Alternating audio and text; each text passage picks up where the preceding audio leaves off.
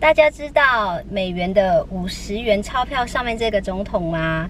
对，这个总统其实名字非常的难念，然后我也不太确定怎么念。但是这个人是第18任的总统，那现在已经是第47了嘛，所以100多年前的一个总统。那我们今天要去他的50元钞票，美金上面总统的童年的家。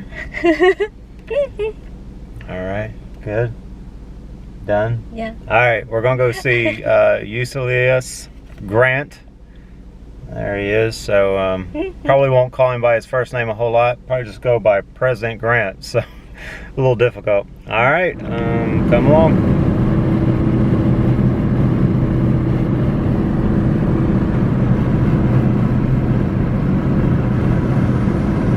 All right, we made it to Grant's boyhood home. There's Jen.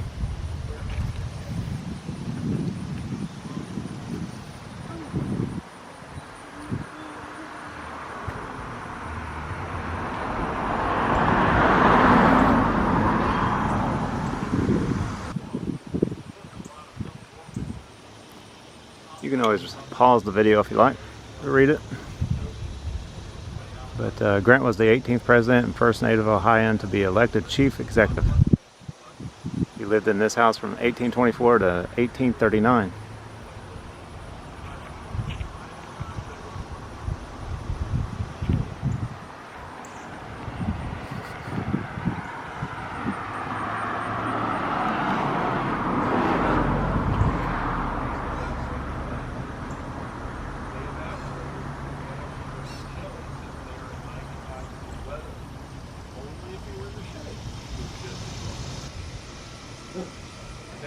That was the history teacher at Georgetown, I think.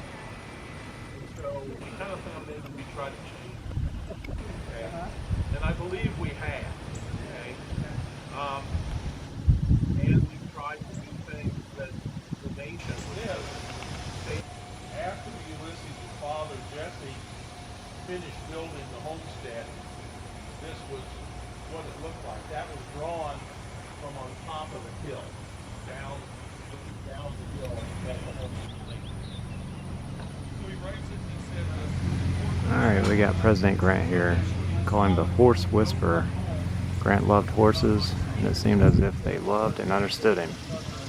As a toddler, he played around the horses at his father's tannery, swinging on their tails and crawling under their bellies. His skills as a trainer and rider made him a legend as a young boy.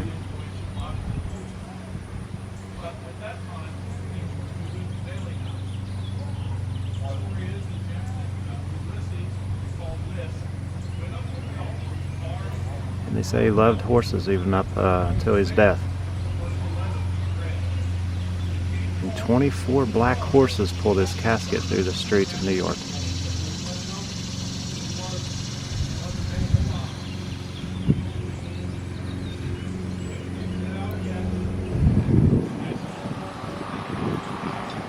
And it was an administrative error that he changed his name at West Point.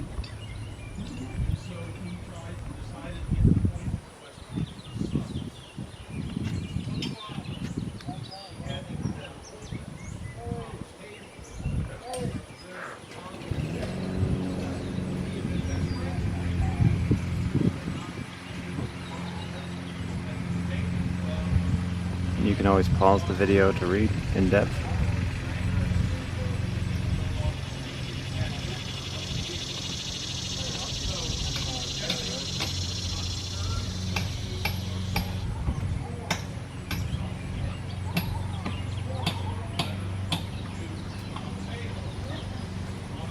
And this is talking about the land of Grant.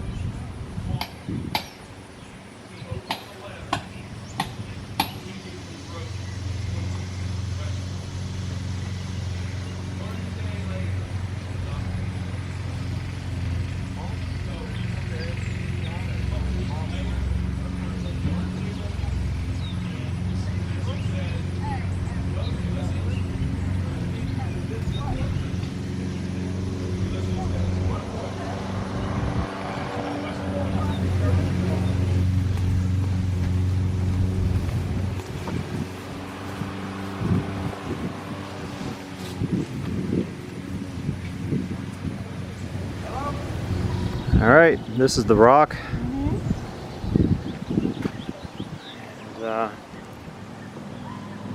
that's it.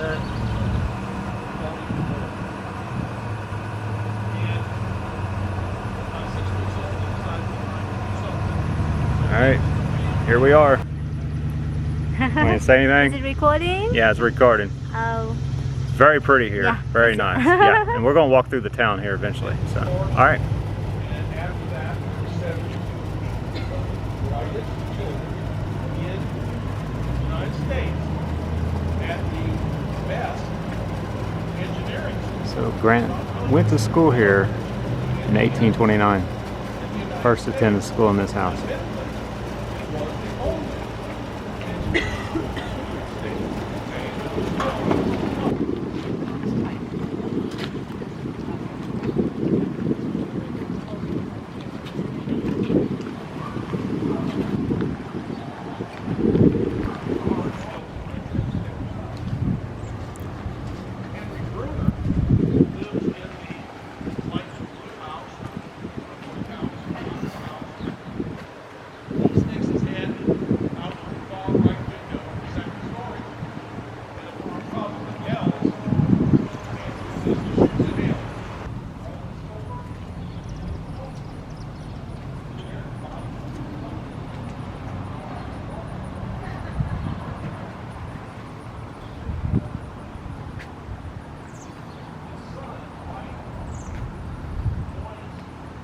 It's a beautiful little town, eh?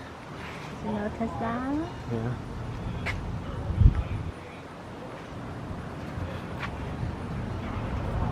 We want to walk around front. We'll go look at the front of the courthouse.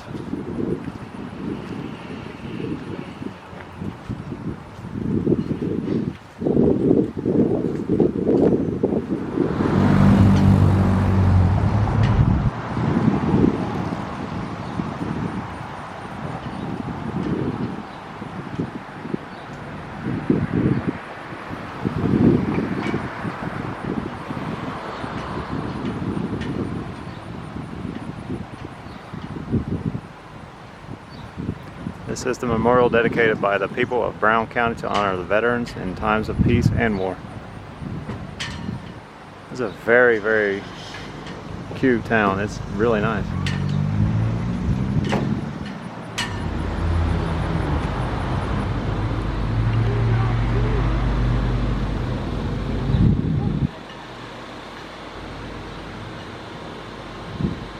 And you should be able to pause the video and read it if you like.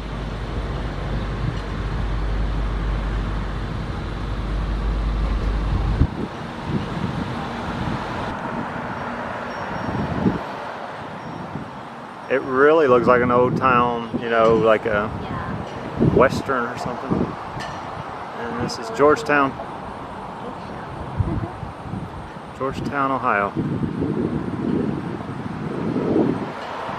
The architecture is amazing.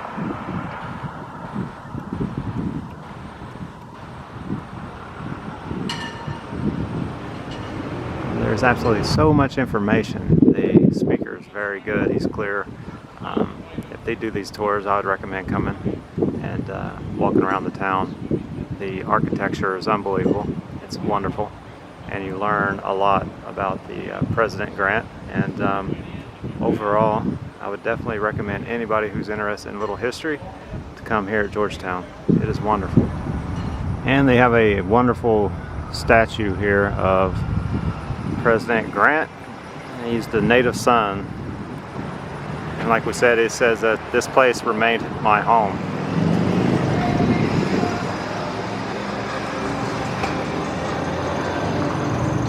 And he was the 18th President of the United States from 1869 to 1877.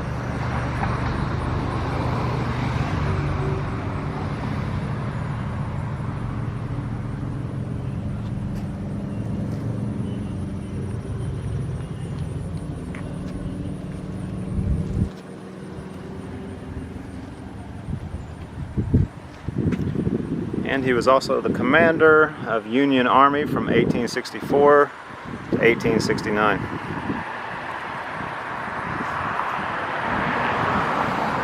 It's a very impressive statue. Very nice.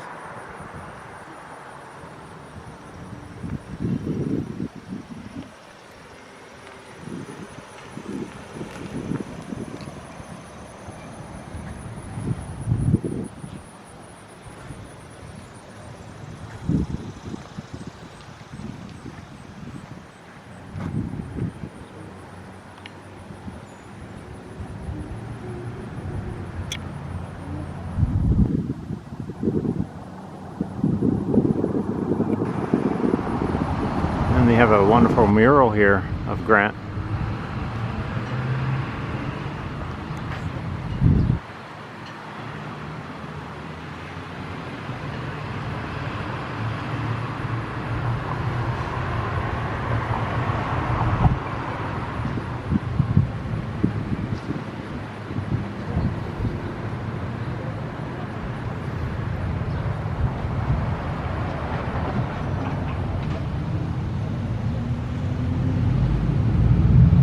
There's one of the horses he dearly loved.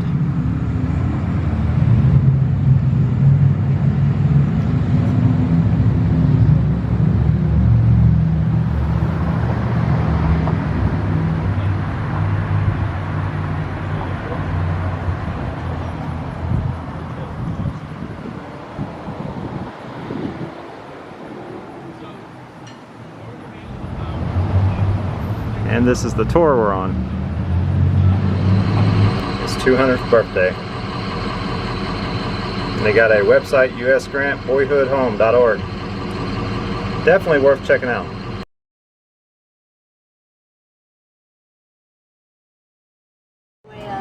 Yeah. It's a little hot outside, so we decided to come in and definitely going to try out some of this donut here. Thinking about going with the sprinkled one. Are you going to eat a donut, Jenny? I might. Jenny might. I'm definitely going to if I can get to the counter.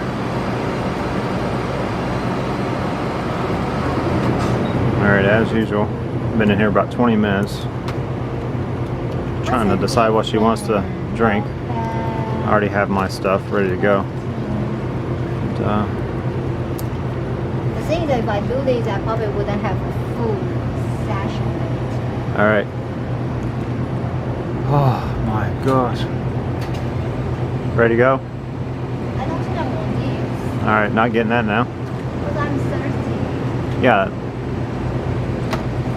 Alright, we'll see where this leads. Alright, I got the donut and the Coke Zero. And Jenny put her chocolate milk back, and now she's decided to go with a milkshake. We've been in this store for like 30 minutes. This happens a lot. So, alright, so the United Dairy Farmers. Wonderful place. Alright, so far on the tour we've learned a lot.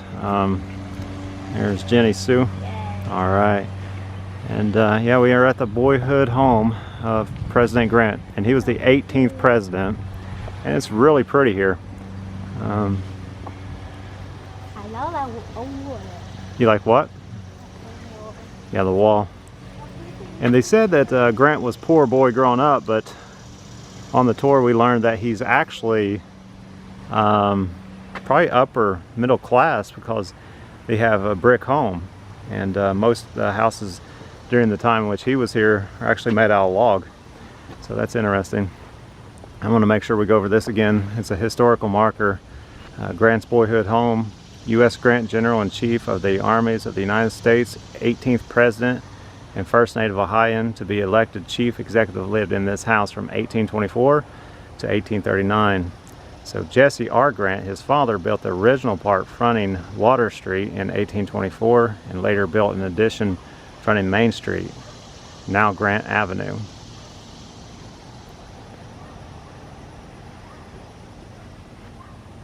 And he actually has a quote here. It says, "This place remained my home until at the age of 17 in 1839 I went to West Point."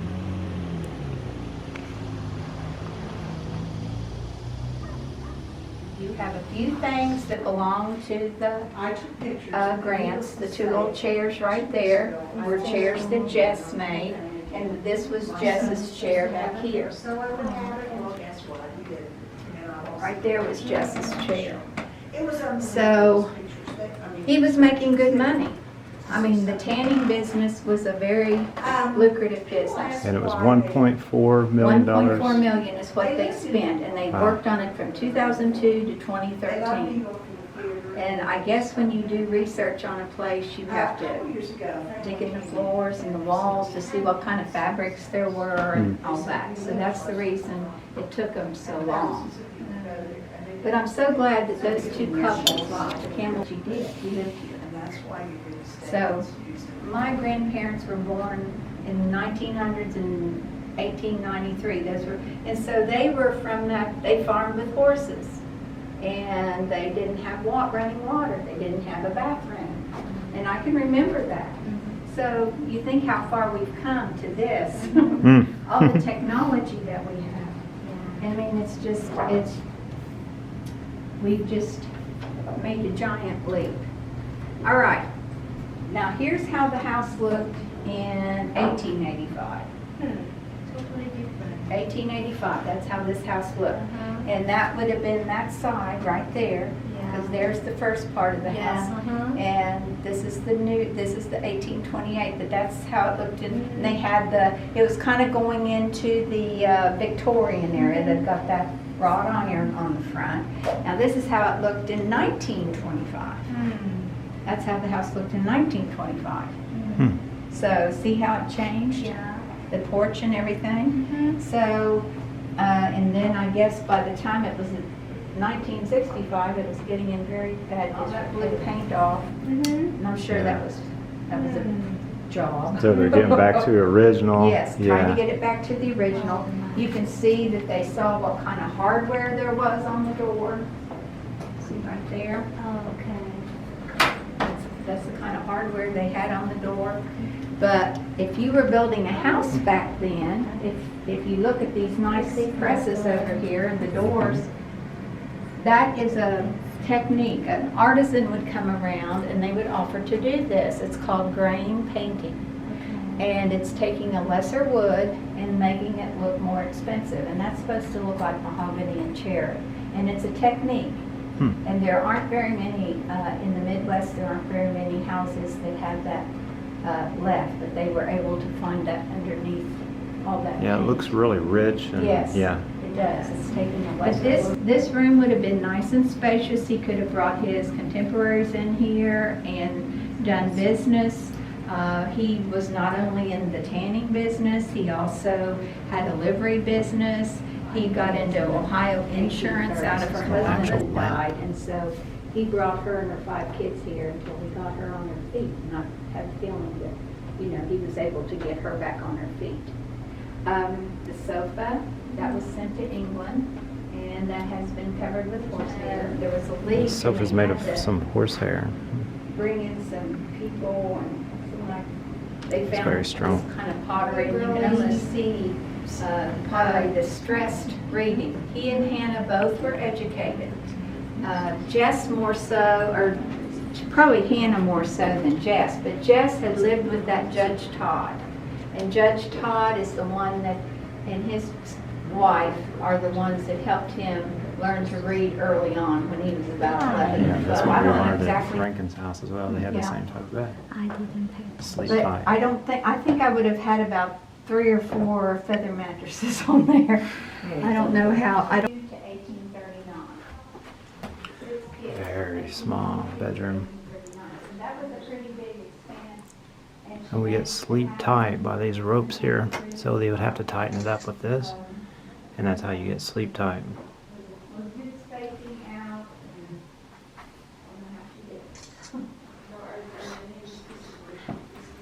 They're original to the period. They are not original to the frames. I'll point out the rocker, that was just made that for Hannah. And so that's a little bit more delicate than the one downstairs. The 2 downstairs are, because like I said, in the early 1830s, Jess brought his sister and her 5 kids here until he got her on her feet. So they made do. Now, if you went to the Rankin house, did you wonder how all those kids slept up? Because Yeah. their rooms weren't spacious like this. I know that Rankin house, I just think, my goodness, Pretty small. pretty Yeah. small. Little Samuel would have slept on the trundle bed. They let their kids sleep with the parents, until they were about 2. And then they would go and have their own room or sleep with the other. And spun it into the yarn, dyed it, and put it on this winder. And this winder would count the rotations until this popped out, and that's called a weasel. And when that popped out, you knew you had 40 rounds of yarn. Probably your hank of yarn, your skein of yarn. I don't know the terminology, but that's where we got our song, Papa Goes the Weasel. And all that paper would not be paper from the Grant era. That was probably paper from the 20s or 50s or something like that. Not the 1850s, probably. This would have been probably a crowded room, but you know, you could get several people in here, and they could have put another bed over here. But just imagine little baby Ulysses sleeping here with his mom and dad. Would have been pretty kind of hot. When it first started, there were only about 60 families, 60, you know, not very many. All right, that was Grant's boyhood home, and we hope you enjoyed it. We had a great time. Yeah. The tour is definitely worth doing. And is it free? Today's free for us. Today was free for us to do the tour. Yeah. So if you get a chance to come to Georgetown, Yes. Ohio, come and enjoy the boyhood home of President Grant. Okay. Bye-bye. Thank you so much, and if you enjoyed this, I ask you to subscribe, ring the bell, and leave comments if you like. Thanks so much.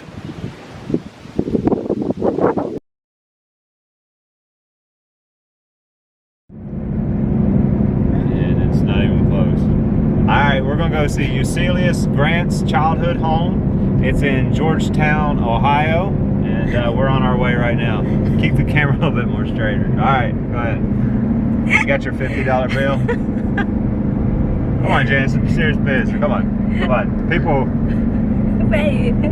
Why are you hitting record?